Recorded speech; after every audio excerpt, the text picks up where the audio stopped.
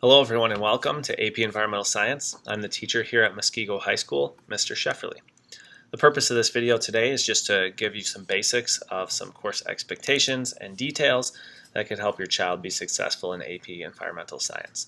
To begin with, we'll talk about the standard MHS grading scale that applies to your student. So this standard grading scale, 90 to 100A, 80 89B, and so on, is standard to the school and will be followed in this course.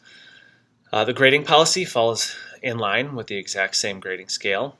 What's different in this class is scores on Infinite Campus will be reported as a percentage, similar to the numerical scores listed in the MHS standard scale. It appears at first glance that all assignments are worth the same as 100 points, but understand that assignments that are more time intensive or a larger assessment will be given a heavier weight and also put into appropriate categories of summative and formative, which will then kind of balance out the grade book in terms of smaller assignments impacting the score less. Overall, summative and formative are the two categories. Summative work makes up 80% of the grade in the course, and that consists of tests and quizzes, bigger labs, and projects. Will go into that category. Formative assessments are 20% of the student's grade, and those are the smaller assignments, things like lab and class activities, so smaller lab simulation type things. Formative quizzes, so they would be really short, pretty informal at times. Any other classwork assignments that are given and collected for a grade would be put in that category as well. And something like lab skills or performance could also be assessed.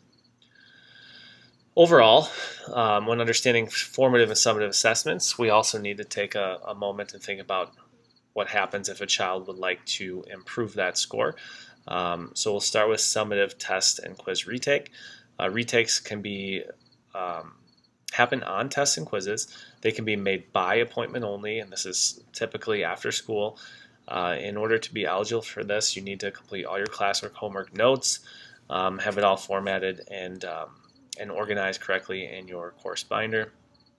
You also need to come in and make test corrections on the initial assessment with me so we can identify gaps in knowledge and misconceptions. And then we'll schedule time for a verbal retake. Retakes are done in more of a verbal conversational way so that students can express their knowledge in a little bit different format than a standard paper pencil assessment. Formative work is your typical homework and classwork. These things are never collected and given a grade based on their accuracy. If they're ever graded, it'll be a completion assignment, and they're supposed to reflect the process of gaining knowledge, the practice, the trying your best. So these things won't be accepted late, as they need to be done on time so you can get feedback on how you did on those assignments. They're also something that cannot be redone. Because of all this stuff, they're in the lower percentage, low stakes category of formative.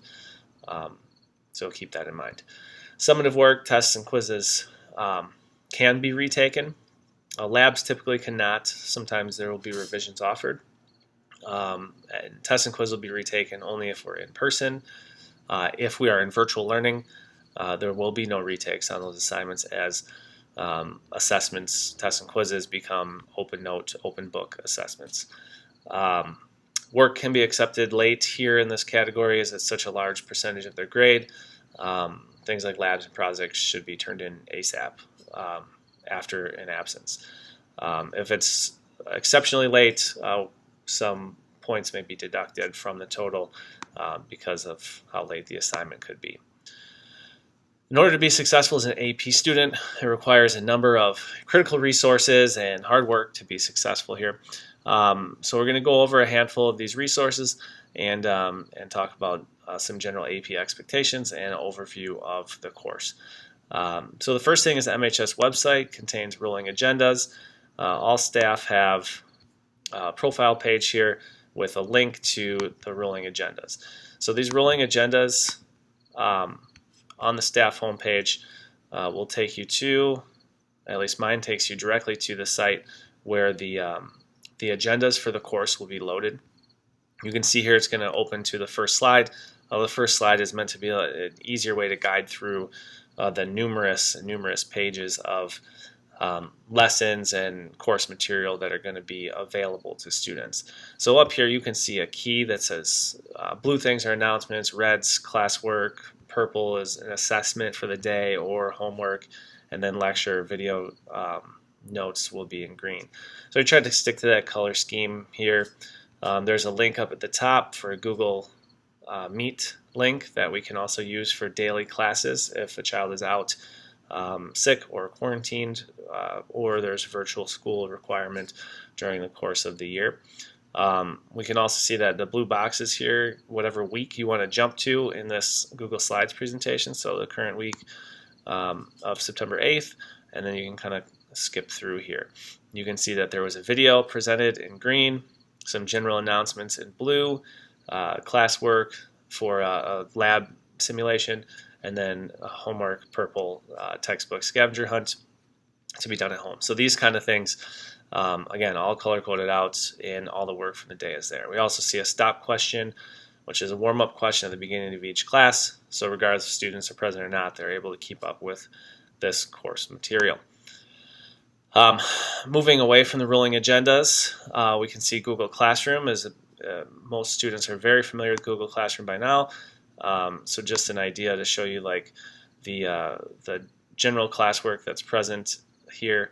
We can see course documents that are provided to students as materials for resources, and then classwork so far throughout the year with due dates that will tell you if something's been turned in or not.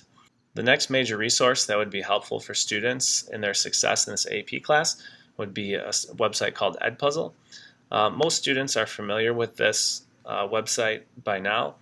Looking at Edpuzzle, all notes will be posted here in the form of video lectures. They're expected to take Cornell notes on these topics, and their scores will be given to them based on their completion of notes, but also their ability to answer some formative questions built into each of these video assessments.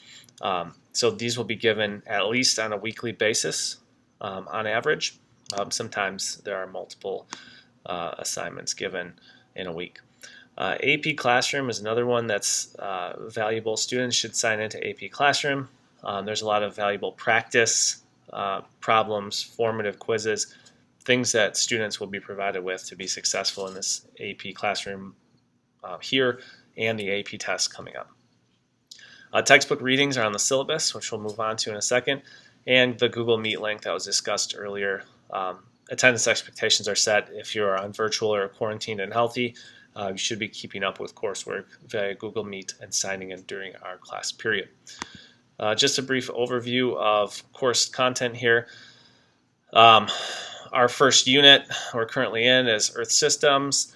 We're going to move that into October, and then we move to the Living World. We get to Populations, and that really rounds out our first semester. Second semester, we look at land and water use, energy resources and consumption, as well as pollution. All these topics have approximate time frames, and then we also save a week for review, and our AP exam will be May 14th of 2020. So AP registration's coming up very soon. Your child has that information on Google Classroom and available to them, so they should be able to log in to Total Student as well as AP Classroom and take care of test registration hopefully in the near future. If you have questions on anything, please feel free to email me. Thank you and have a great day.